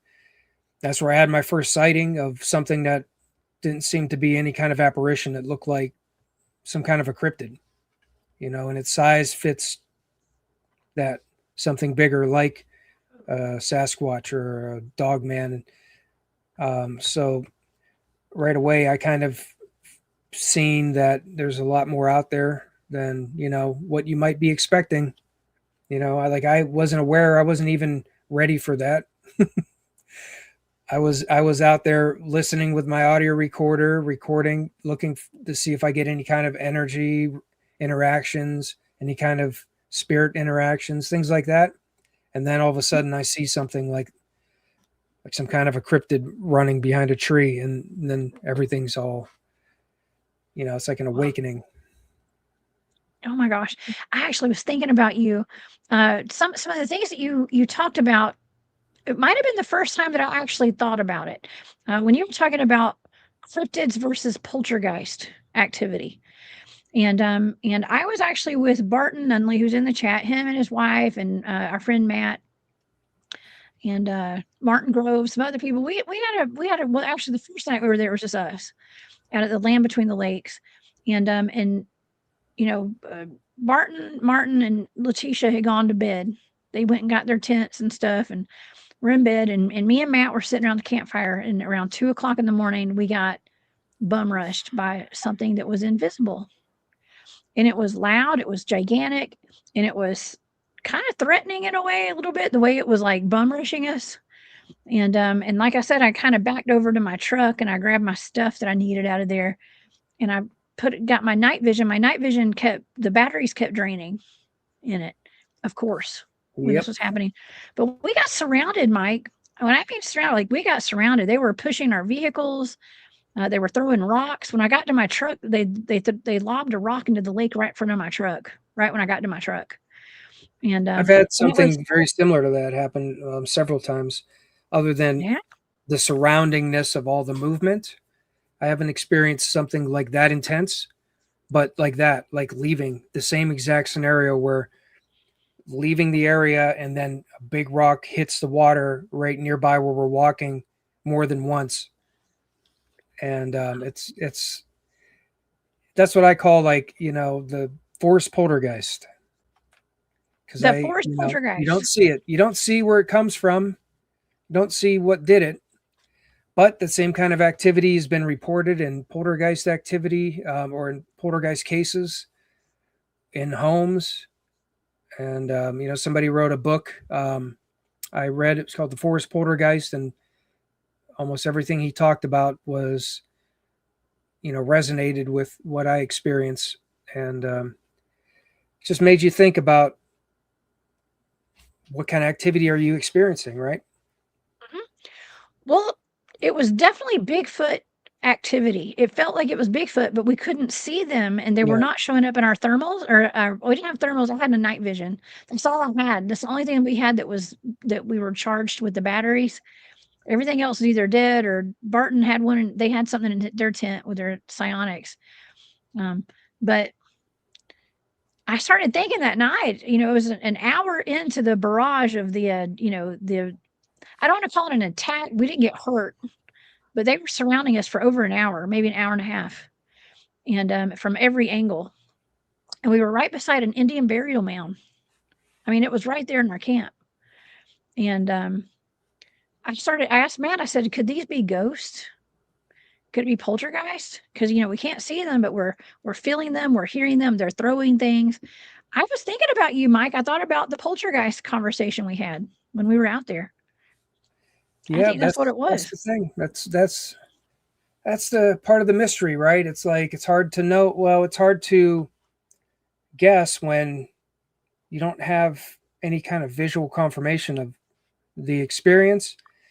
And when the experience that you're having, the activity mimics poltergeist activity that people experience even in their homes and things like that.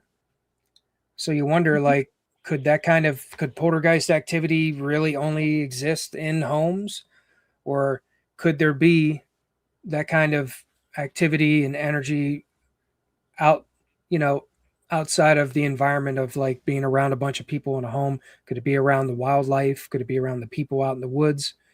You know? So that's why it's like, it's kind of unknown, but it can get pretty intense, right? Like, have you ever seen the rock throws at the swamp where we've been at? Massive rocks smashing a tree by us. I got, the 2 times it happened, I got it recorded when I was filming, and people were calling it hoaxes right off the bat because people don't believe it. But yeah, I mean, like, I believe you. Like bigger than your hand. It was like 2-pound rocks that are 5 inches by 3 by 1.5 inches thick. Like, captured that on film, zooming by, smashing the tree by us on 2 different occasions. Wow. That's some serious, like, if it's some kind of energy or like poltergeist activity, it's a lot of like energy to make something like that happen, unless there's some kind of this is happening from an actual entity, right, doing it. But I never was able to know. I could never find out what caused it. Well, Mike, at the LBL where I was, where we had all that barrage that night of activity, they have over Martin Groves has counted over 400 cemeteries on that property. Wow. We're talking about cemeteries everywhere. And we were actually camped out not too far from a cemetery. And we had the burial mound right there in our camp. So I just assumed maybe it could have been poltergeists and ghosts. I think it was a mix, actually. I'm not gonna lie. I think there were Bigfoots out there. There could have been Dogmen, but I think there were definitely ghosts out there too, or poltergeist activity. That's what I think. The spirit energy is a mystery, right? It seems like what triggers it? Physical energy from people being around it, or it seems like there's definitely some kind of manifestation of it that involves living people. So I don't see why, if there's other entities around, like other cryptids or things like that, maybe there's some kind of weird kind of interaction that this kind of spiritual interaction can occur. Maybe maybe you could use the energy in a way that's different than people. Yes. And Scripps just gave me a good idea for Christmas gifts this year. I think I'm going to give out water guns, squirt guns with holy water in them to all my friends. That's a great idea. I'll get you one, Mike. Okay, you need one too. Get a battery powered one that's got high PSI. A super soaker. Yeah, super soaker. There you go. Super soaker for when you don't want to get too close, right? Golly. I'll keep it in my holster. In your holster. Oh my gosh. I love my audience, man. We have the best audience over here. And yeah. Oh yeah, Damon. Hey, Damon. Yeah. That's it. Damien's saying, oh yeah, my dude, my MT Paranormal, been subbed to him and cameraman crew for years now. The best. They are the best, for sure. And yeah. I don't know. You and I have had some very similar experiences out in the field, though, for sure. And I love taking a different approach to the possibilities of what's out there, because not everything is always a Bigfoot. Not everything is always a Dogman. It could be something different, And we need to keep an open mind about that,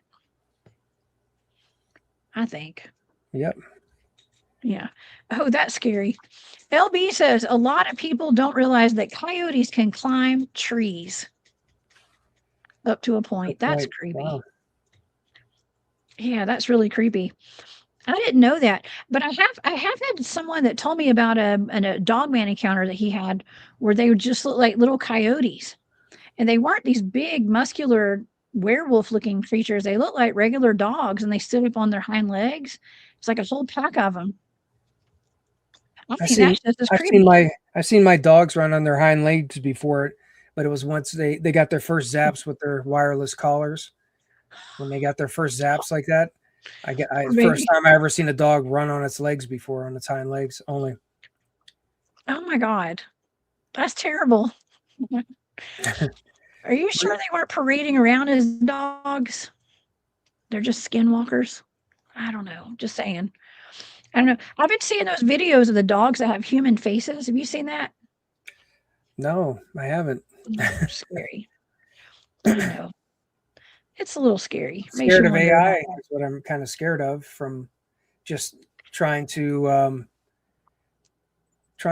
put real evidence down. It almost makes people skeptical more so when they see things that people like myself or others who document their interactions. And when you capture something, it's like, if you do capture something that's pretty amazing, it's going to be people going, yeah, it's AI. Oh, that was AI, because so many people, they make all these things now for views that are AI made of Bigfoot and Dogman, and they make all these encounters that AI makes them real. Really, you can make whatever kind of encounter you want and have an AI program make it, and then you can put it on YouTube and make a video or a short, and maybe put a little note, really, disclaimer, hiding it, saying that's, it's just for, it's for fictional things, and Entertainment. people think it's real, and then Yeah, people stop believing real things because of it. that's true. Yeah, AI has ruined everything, man. I tell you what, I love AI, and I also despise it as well. Yeah, it's good and bad. Carrie says they had water guns in Lost Boys. Best vampire movie ever. That's one of my favorites. With a hint of garlic. Yes, that's what we're gonna have to do. Holy water with garlic in it. There was an encounter. I'll leave. I'll mention this. I should say I mentioned this. Okay. Talking about Dogman encounters in Ohio. One of the more famous ones that kind of came after the fact was in 1985 in Bucyrus, Ohio. Most people, if you've looked into Dogman encounters, you probably have run into this one, because this one's pretty famous too. His name was Steve Luthold, or Shane Luthold. He was 15 years old when this encounter happened, but he became an attorney and became a judge later on. And he's still, like, this story, he's still famous for this story. He was, he liked to run when he was younger, and he was training for a 10K run.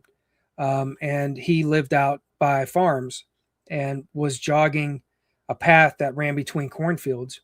And he had an encounter with a dogman or a werewolf. The description was pretty much mirrored most of the encounters that people have. Pointy ears, dog-like head with a weird face that kind of blended human and dog.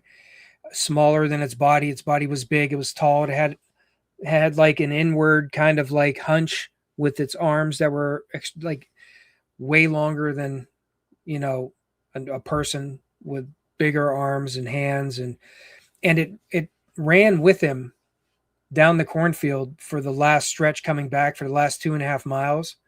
And he would stop, and it would stop, and he was looking, and then he could hear it circling around in the cornfield, and then he would run again, and it would start running with him. And it's a really intense situation. He actually seen it though when he got to the end of the path where the cornfield ended, and he ran out, and it came out of the cornfield, and he got a full visual of it. And it was like most of them do. It seems like it's almost aggressive in a way, but they end up not getting hurt. But it's almost like this thing is kind of acting predatorial with the people, with him, like chasing him, but it never actually attacked him. And it sounded like a really insane encounter where he was literally scared. I mean, he was really scared once he seen it, and he ran, and he wouldn't leave his friend's house. He wouldn't go back outside of the house, because he ran to his friend's house that was closer than his own, and ran in their house, just ran in with their door was open. He just ran in their house and wouldn't leave. Oh my gosh. We hear about that a lot. Well, there's all the dogmen are oftentimes seen in cornfields. And I want to say maybe the Beasts of Bray Road. I mean, some of the Michigan dogmen encounters do involve dogmen in near cornfields and stuff, come out of cornfields. Cornfields are creepy, y'all. We used to grow corn at my farm when I grew up, and some of us are old enough to have watched Children of the Corn when we were kids. That's a creepy movie. So it's a great place to hide, wonderful place to take cover, but that's very creepy. Very creepy encounter. If you want to see, And that's it a good is. one to look up and listen to his story. When he tells his story about the whole encounter, it's pretty crazy. Oh my gosh.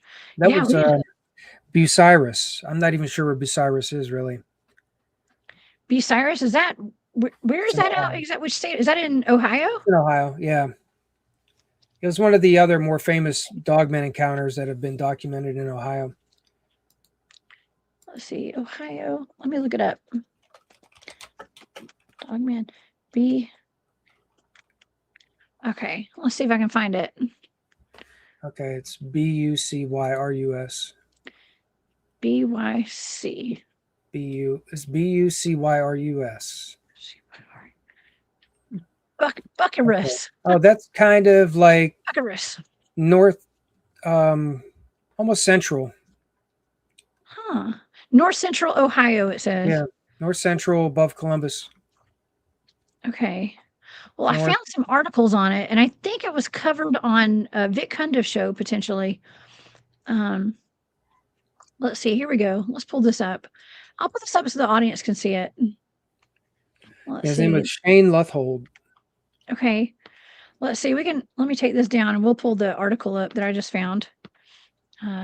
But I mean, you pretty much have already described all of it right there. But we can still pull this up. They don't have any pictures, of course, here. Let's see, what year was that? This was just last year they published this. And it says that Bucyrus, Ohio is no stranger to strange tales. Judge Shane Luthold, so he was a respected figure in the city's municipal court. Oh my gosh, so he was a judge. That is wild. And he ran into a werewolf over there. Let's see, it's described in a massive bipedal wolf-like creature. And yeah, he was driving down the road too, in the cornfields, soybean fields. You know, actually, when we did an investigation at a skinwalker cave in Tennessee, and right beside the house, they had all these soybean fields. And we were actually walking right through the soybean fields to get to another area of the property. It was kind of creepy, I gotta say. And Dogman had been sighted out there. Actually, I think Fair's neighbor had moved at some point, just kind of moved in the middle of the night because they saw a dogman walking through their backyard one night. And but anyways, so yeah, this story right here, talking about how they saw the dogman and went into the corn, and he chased it. So, oh my gosh. It kept like following him while he was running in between the cornfields. And then he came to the end of the cornfields where he was either going to go towards his home or go a different direction. And the different direction ended up leading to his friend's house. And when he came out at that intersection, he stopped because he knew whatever was chasing him was either going to stay in the cornfield or it had to come out. And then he said it came out through the cornfield and then was just standing there like looking at him. So he didn't go towards it. He ran the other way, which was towards his friend's place. And he just said he ran right in his friend's house, just opened the door and ran in, and said he wouldn't even come out if his parents came to get him. He wouldn't come out of the house. The last line of this, the second to last line, it says, "I think these are supernatural creatures," he said, adding that he later discovered Indian burial grounds near the road, leading him to believe this being was something beyond mere flesh and blood. Well, historically, we have heard about the Dogmen and the Bigfoots. You and I did a whole show about the Bigfoots near the Indian burial mounds, I believe, a while back, Mike. One of the first times you came on my channel, I think we talked about that. Yeah, I just Bigfoot filmed burial grounds. I just filmed over at the area here where there's an old Hopewell burial mound. Really? We got all those. I captured some strange sounds and things that were like, they sound like slaps on the ground and things like that, like right next to me. But oh my gosh! Nothing was there. Yeah, it was after that. I think after I dropped that video, we talked about it. Wow. Well, they are historically near cemeteries and burial mounds. Okay, so it would make sense that this gentleman did run into a dogman of some sort. I would say in this case that would be more of a dogman than a werewolf, but I don't know. I don't know. Some people think they're the same thing, but that's a fantastic story. Thank you for bringing that one up. Mhm. That's awesome. Yeah, I think this is wild. Now, I mean, and Lori Ladd, what's up, girl? I hope you're feeling better. Thank you for being here in the chat tonight. We've been praying for you. Okay, so we've almost been talking for 2 hours now. It feels like we just got on air. I'm sorry, I have too much fun on these shows. Okay, according to my data, it does appear that there's some kind of ritualistic, weird secret society stuff going on up there, Mike. Okay, now I know that you are very much into the ghost hunting and like some of the occult esoteric side of things and stuff.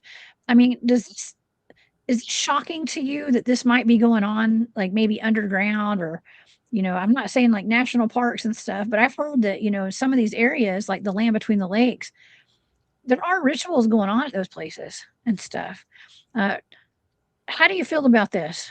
About what we talked about tonight? Pretty dark. It's pretty dark in Mhm. general. Like the thought of it is just, it's a very dreadful kind of feeling that there would be, that it seems like the intent behind it is negative, like against what, our normal frequencies seem to be, in an upbeat or in a frequency that's uplifting. This seems to be like just the total opposite. It makes you feel like, it makes you really feel gut wrenching. Like it's just like feels really wrong, It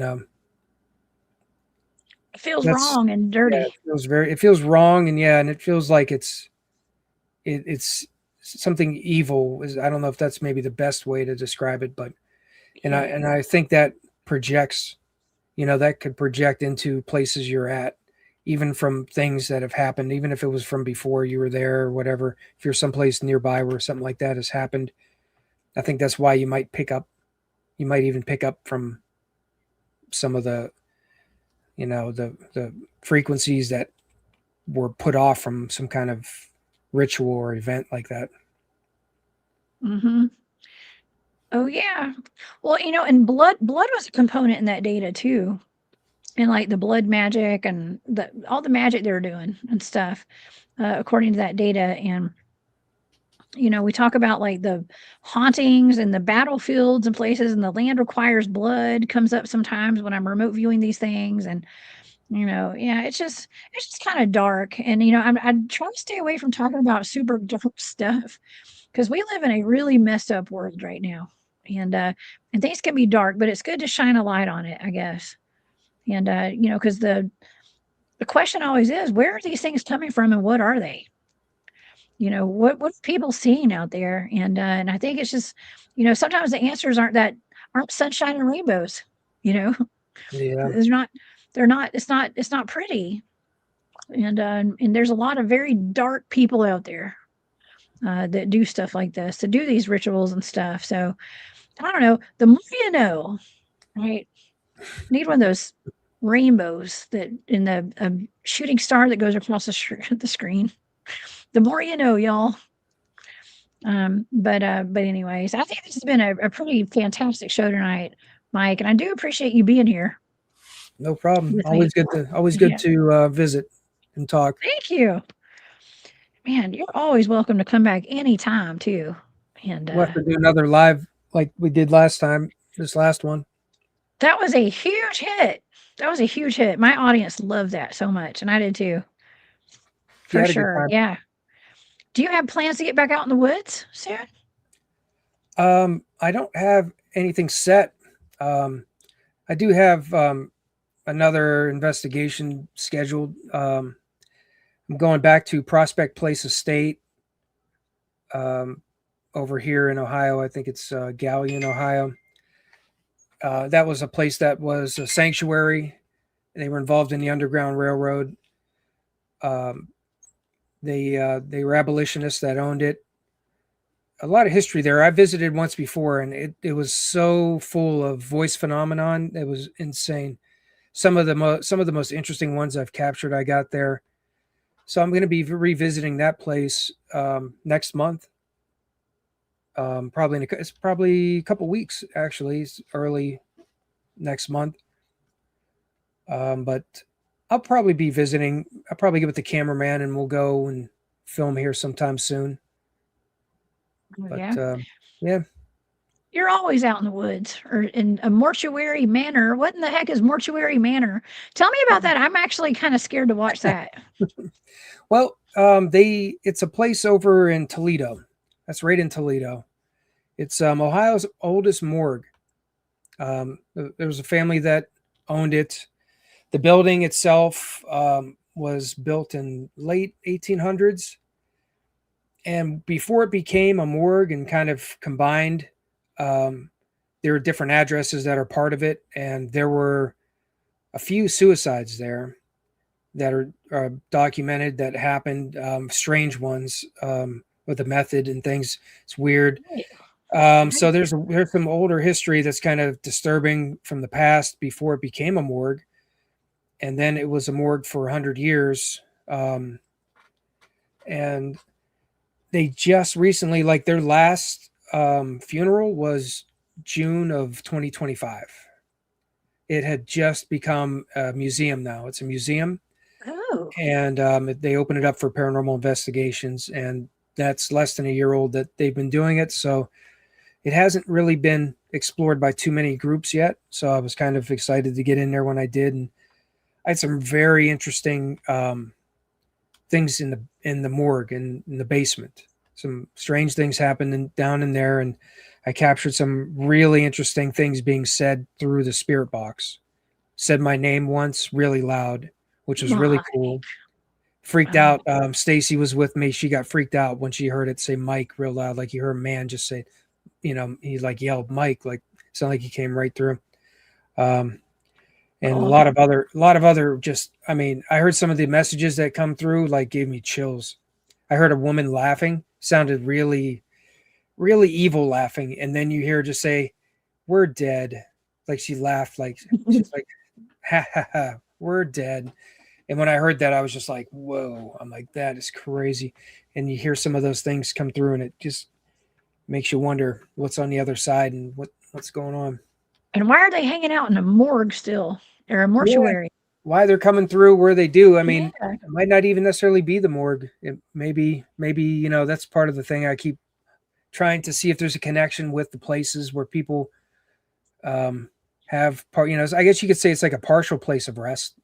A morgue, where they're not final, their final place of rest isn't the morgue, but they're there for a while, their body's there, they get embalmed there.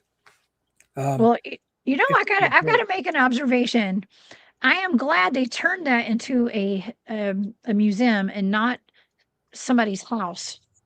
Yeah, people still live. Yeah, imagine. There's still places attached to it, like on this side of the screen over here. Let me see if we can see on this side. There are still like apartments and things there. The owner lives there. He's got family that lives there. And I think somebody else that they know rents there. So it's still like people live there still. Oh my gosh. Well, that is wild. I would not want to ever live in a former mortuary funeral home or whatever. And you ask them for trouble. I'm just saying.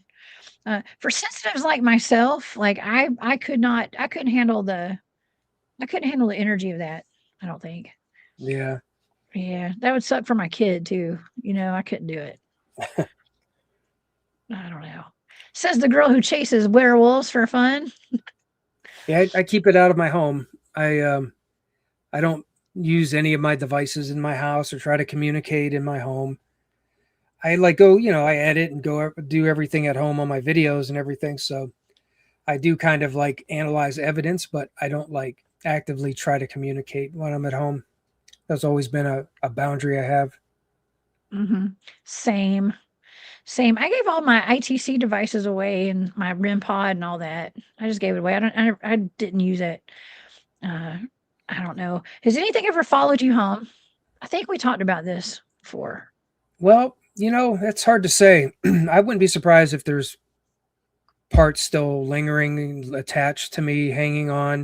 It seems like some parts of it, maybe you just, there's some kinds of interaction you have where there's just some residual things that you can't do anything about that are with you. I did have a strange encounter after I was filming at a cemetery. This was the last time I really felt comfortable.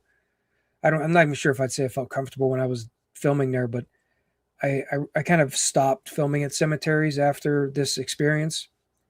Because I was kind of wondering, this led to me doing a series of 6 cemeteries, 6 days and 6 nights, trying to see how energy and EVP activity was at cemeteries versus other places, to see if there was a connection to your place of rest, and the last place I went on the 6th cemetery I was at that night, that evening when I went to bed, something was bothering me and I was yelling, "Get out of me." Like I was actually saying it out loud, even when I was sleeping. And I remember that. I know that because I started to wake up and I was saying it. I heard myself saying it. And I seen something. It was weird. It was like this weird, it was like I say a face. I think it was some kind of an entity, a face, and it looked like a shield, the face. It wasn't like eyes, nose, and mouth. It was like some kind of a shield shape. Ew. And it was weird. It was really dark. And I remember just saying, "Get out of me." And I was like getting more and more like getting it to get out of me. Like I was making it leave. And then I seen it like fading away more and more, like it was going. And then I kind of woke up and I was saying, "Get out." I heard myself saying it. I realized I'd been saying it. I don't know how long I had been saying it, but I think something was a little bit, I don't know if you want to say attached to me or what, but it felt like something was there with me that I didn't want there. And I was telling it to leave. And that happened after that session when I was recording at that cemetery. Oh God. It sounds like a creature out of Silent Hill, like the ones nurses that don't have a face or something. It almost seemed alien to me. Like alien? Yeah, almost seemed like in a way, because there was nothing to it. There's no like appendages or anything. It just seemed like this, almost like a mask, like a shield, like a mask, like almost like you imagine like it was straight and then it was like this shape, almost like a flat line across your forehead and then curved down to your chin like that, like shield. It looked like a shield. But It somehow was a mantis. That's what Rose mantis. says. Okay, yeah, something like that kind of a shape, but Yeah. again, it had just an effect of being a solid color like a shield. But somehow I identified it as it was some kind of a being. Like I knew it was something, like, and I was telling it to leave, and that was it. And it was getting away from me further and further the more I kept saying that. Oh my God. You might have had an Yeah. encounter with a praying mantis type of an ET or something. I don't know. I've had one. I had an encounter with one. Yeah, in my bedroom at night. So Wow. that's weird. Yes. Well, since we're friends, maybe my mantis went to visit you. I'm just kidding. You never know. We might be from the same planet. I don't know, Mike. You and I might be from the same planet. Then they say people who have a connection with cats are one of the races that are behind the scenes of who we are. Oh yeah. Yeah, I've heard that. I didn't know that. Yeah, there's like I don't know. This is something I read like about parts of who we are beyond our physical being here. We're part of a race, and the races are varied, and it can be a tell sign of what kind of animals that you are close with, because they're like almost like animal-like in their race. Weird. Oh, wow. I'm the cat race, whatever that is for sure, though. Cat race.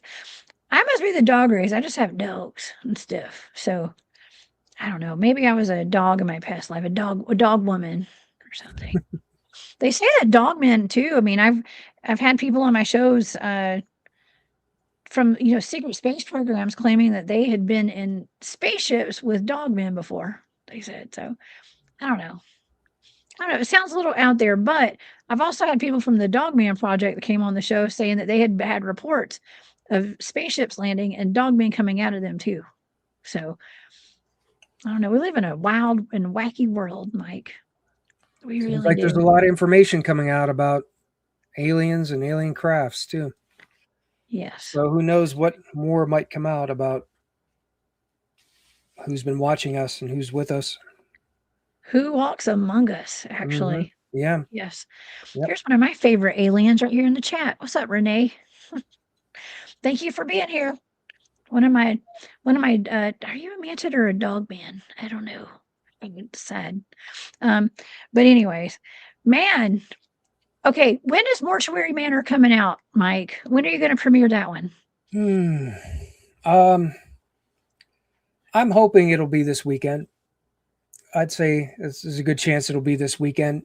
I have to check because I have to see when my last one was because I don't like to put them too close together, but I'm pretty sure it should be this weekend. If not next weekend for sure, but I'll post an update on my Facebook group. Yeah, on my Facebook group, I'll post an update. I got a sneak peek out right now of it from the investigation.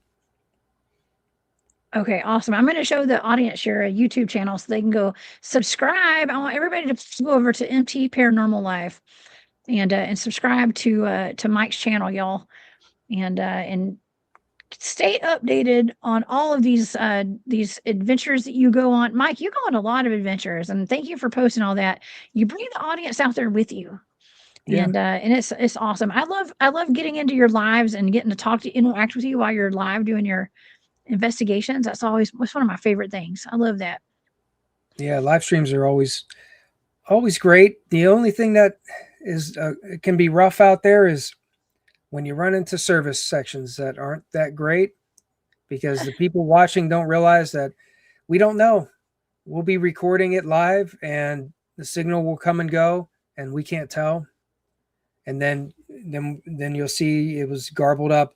Like I did a live stream for Mortuary Manor and yeah, it came out pretty rough and I couldn't tell. So that's the only thing about the live stream sometimes that'll bite you. Yeah. When you're actually you're doing better than I am because I have not done live streams out in the field. I tried one time. I recorded videos out in the field, but I've never been able to do a live stream. I haven't perfected that one yet. So I think you're doing great. Thanks. You're doing amazing. So I hope you'll come back on my channel and do another live stream sometime too. We'll plan on that. Okay. Yeah, for sure. Heck yeah. That was awesome. I think the audience was super impressed with that actually, as I was as well. But anyways, okay. So everybody can go find Mike over at MT Paranormal Life. Is there anywhere else people can find you? What, your Facebook page? Yeah, if you go to MT Paranormal Life on Facebook, you can join the group there.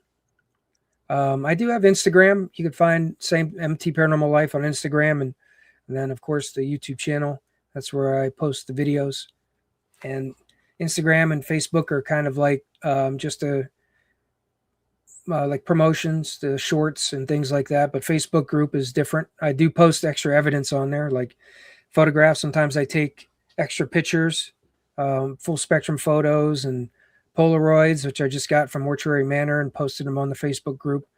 And that's like extra evidence that, if people look through them and see if you see something that, maybe we didn't catch. It happens all the time. Nice. Well, heck yeah. Well, that's awesome, Mike. And I want to thank you from the bottom of my heart once again for being here with me tonight. You're welcome. You're my Ohio expert over there because you are boots on the ground. And so next time, hey, if there's anything else that goes on in Ohio, please keep me posted, okay? I will. I'll send you some clips if I catch anything else. Okay, perfect. And come back and see us. Okay.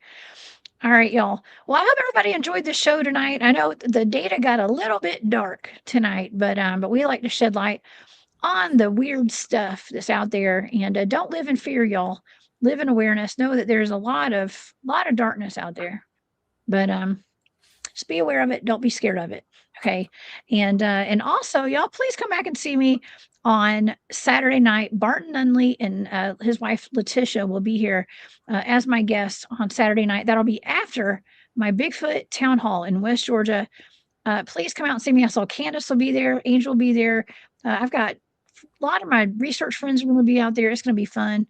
And so please come out. It starts at 10 a.m. on Saturday. Be there or be square, y'all. at McIntosh Reserve over in Whitesburg, Georgia. Okay, and also if you want to get access to all of the data from tonight, it is over in my Patreon. There's a couple things I didn't talk about because it was a little weird. Okay, a little weird. I can't really say it on YouTube anyway, so y'all go check that out if you want to see it. And thanks again for being here, y'all.